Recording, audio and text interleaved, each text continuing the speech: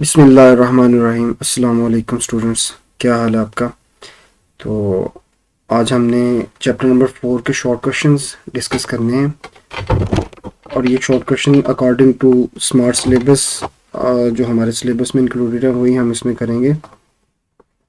पहला short question 4.1, इसमें दो सिचुएशन गिवन है और आपने बताना है कि वर्क पॉइंट ऑफ व्यू के लिहाज से ये सिचुएशन कैसे सिमिलर है। पहला केस ये है कि एक बंदा जो है वो कोई ग्रोसरीज उसने पकड़ी हुई है अपने हाथ में और वो खड़ा हुआ है, ठीक है, स्टिल स्टैंडिंग स्टिल। दूसरी सिचुएशन ये है कि एक गाड़ी है, उसका इंजन जो है वो मतलब स्टार्ट है बट गाड़ी जो है चल नहीं रही, वो मूव नहीं कर रही। तो देन ये दोनों सिचुएशन किस तरह से सिमिलर हैं। देखिए, वर्क का फॉर्मूला होता है W=FD।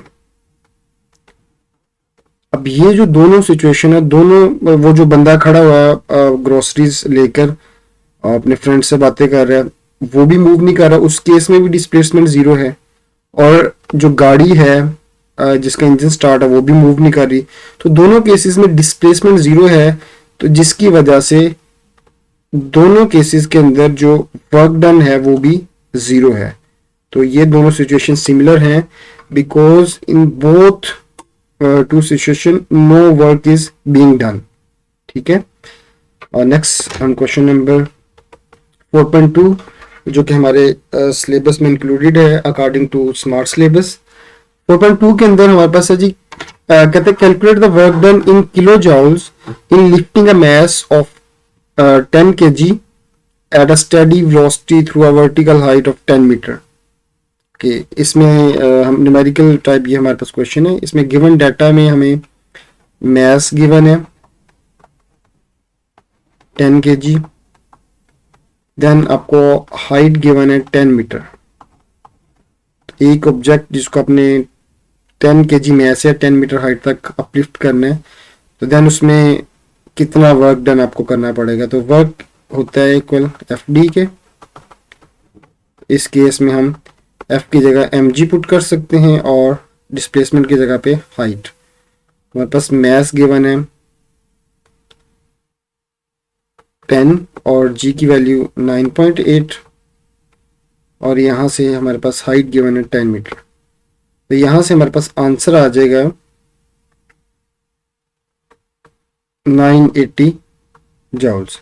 लेकिन यहाँ पर क्वेश्चन के अंदर कहा गया है कि आपने वर्क डन जो है वो किलो जॉल में कैलकुलेट करना है।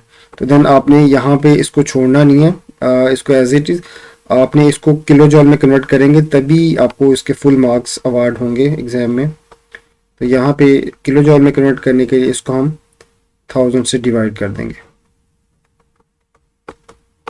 तो ये हमारे पास आ जाएगा 0.98 किलो जॉल, ठीक है। ये हमारे पास आंसर आ गया। नेक्स्ट क्वेश्चन स्टूडेंट्स हमारे पास है 4.4, ठीक है। 4.3 सिलेबस में इंक्लूडेड नहीं है। 4.4 के अंदर दो सिचुएशन गिवन है एंड आपने बताना है कि किस सिचुएशन के अंदर ज़्यादा वर्क डन किया जा रहा है, ठीक है। पहली सिचुएशन ये है, एक 50 kg मैस है और उसको आपने लिफ्ट करना है थ्रू 50 सेंटीमीटर हाइट, ठीक है। देन ये हम दो सिचुएशन है, ये हमारे पास सिचुएशन 1 है और यहाँ पे हम दोनों सिचुएशन के लिए वर्क डन कैलकुलेट करके देख लेते हैं, देन हम बता सकते हैं किस सिचुएशन में ज़्यादा वर्क डन होता है। तो देखिए, पहली सिचुएशन उसमें हमारे पास हमें जो चीज़ें गिवन है उसमें मास गिवन है 50 kg, देन आपको हाइट गिवन है, ठीक है, 50 सेंटीमीटर। बट आपने इसको SI यूनिट में कन्वर्ट कर लेना है, ठीक है। इसको आप डिवाइड कर लें 50 को 100 से, तो देन ये मीटर में कन्वर्ट हो जाएगा। तो यहाँ से हमारे पास ये आ गया 0.5 मीटर, ठीक है। इसमें, ठीक है, इसमें वर्क डन आपने कैलकुलेट करना है तो फॉर्मूला लगाएंगे W=FD। क्योंकि ऑब्जेक्ट को हम अप लिफ्ट कर रहे हैं तो देन हमारे पास ये फॉर्मूला चेंज हो जाएगा MGH में। तो यहाँ पे वैल्यूज पुट कर दें। m की वैल्यू गिवन है आपको 50 और देन g की वैल्यू 9.8 और h की वैल्यू 0.5। इनको आप मल्टीप्लाई करेंगे तो आपके पास आंसर आ जाएगा 245 जॉल। ओके जी, सिचुएशन 1 में वर्क डन जो हुआ है। सिचुएशन 2 में देखिए, सिचुएशन 2 में आपको गिवन है एक बॉडी जिसका मास 50 kg है। देन आपने इसको डिस्प्लेस करना है 2 मीटर डिस्टेंस और फोर्स इसमें गिवन है आपको 50 न्यूटन। इस केस में हम वर्क डन कैलकुलेट कर सकते हैं सिंपली एफ डी से। फोर्स 50 और डी इसमें गिवन है आपको 2, तो यहाँ से आंसर आ जाता है 100 जॉल। तो अब यहाँ से हमें क्लियर है कि जो कि सिचुएशन 1 है उसमें वर्क ग्रेटर है सिचुएशन 2 के मुकाबले में। तो ये रिजल्ट आपने लाजमी ठीक है लिखना होता है। बहुत सारे बच्चे क्या करते हैं, कैलकुलेशन कर देते हैं पूरी, लेकिन एंड पे रिजल्ट नहीं बताते। तो देखिए उसने क्वेश्चन में रिजल्ट पूछा है, तो आपने लाजमी एंड पे एक लाइन लिखनी है कि in case 1 more work is being done, या इस तरह करके ठीक है, या कुछ इस तरह से लिख दें W1 is greater than W2। अगर आपने इस वर्क को W1 कहा था सिचुएशन 1 को, तो ठीक है एट द एंड आपने रिजल्ट को लाजमी कंक्लूड करना है। ठीक है, बाज़ दफ़ा बच्चे जो है ना ये नहीं करते, तो जिस वजह से उनके मार्क्स जो है ना वो डिडक्ट होते हैं, तो इससे आपने बचना है। ओके बेटा, नेक्स्ट क्वेश्चन हमारे पास है, बहुत इंपॉर्टेंट क्वेश्चन है एग्जाम पॉइंट ऑफ व्यू से। An object has 1 joule of potential energy. Explain what does it mean. एक ऑब्जेक्ट जिसकी जो पोटेंशियल एनर्जी उसके पास 1 जॉल पोटेंशियल एनर्जी है, तो बताएं इसका मतलब क्या है। तो देखिए अगर किसी ऑब्जेक्ट के पास 1 जॉल पोटेंशियल एनर्जी है, तो इसका मतलब है कि वो एनर्जी कहाँ से उसके पास आई है, उसके ऊपर एक मतलब 1 जॉल वर्क डन किया गया है या उसको ऊपर उठाया गया, तभी उसके अंदर 1 जॉल पोटेंशियल एनर्जी स्टोर होगी। तो हम कह सकते हैं it means that work has been done on the body by a force of 1 Newton which has lifted the body through a height of 1 meter. This work has been stored in the body in the form of potential energy which is 1 joule. Sorry. Okay, बेटा next question आपके पास है 4.7 again smart syllabus के मुताबिक। इसमें है कि एक rocket जब एटमॉस्फेयर में, अर्थ के एटमॉस्फेयर में री एंटर्स करता है, तो बताएं उसकी जो नोज कोन है वो लाइक हॉट हो जाती है, गर्म हो जाती है, तो वो एनर्जी कहाँ से आती है। देखें जब एक रॉकेट जो है वो अर्थ एटमॉस्फेयर में एंटर होता है स्पेस से, ठीक है, अर्थ एटमॉस्फेयर के अंदर बच्चों आपको पता है बहुत सी गैसेस हैं, ठीक है, डस्ट पार्टिकल्स हैं। तो जब ये रॉकेट एंटर होता है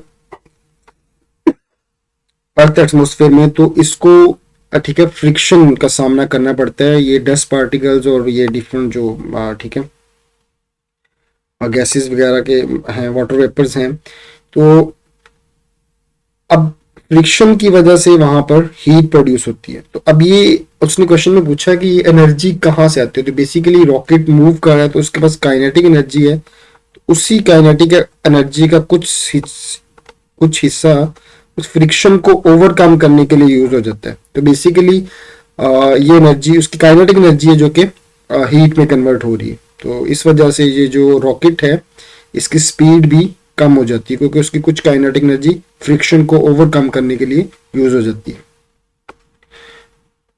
ओके जी बेटा, नेक्स्ट क्वेश्चन हमारे पास है लास्ट क्वेश्चन जो कि हमारे सिलेबस में इंक्लूडेड है। ओके, इसमें है कि एक girl drops a cup from a certain height which breaks into pieces. What energy changes are involved? बेटा इस क्वेश्चन में वो हमसे पूछ रहा है कि एक बच्ची है, उसने कोई कप पकड़ा हुआ है हाइट पे, सर्टेन हाइट पे कप उसने पकड़ा है,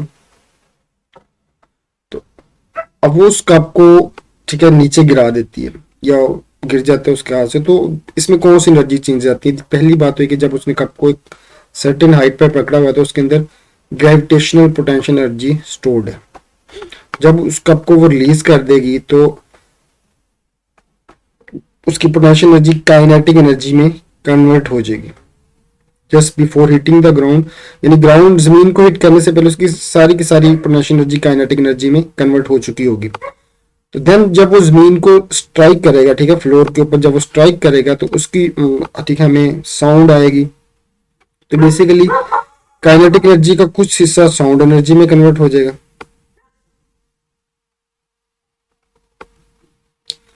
अब जब ठीक है एक वहां पे, क्योंकि वो जमीन से जब कोलाइड किया, क्लूजन हुई है वहां पे, तो क्लूजन की वजह से वहां पर हीट भी प्रोड्यूस होगी, तो कुछ एनर्जी जो है, कुछ काइनेटिक एनर्जी हीट एनर्जी में कन्वर्ट हो जाएगी।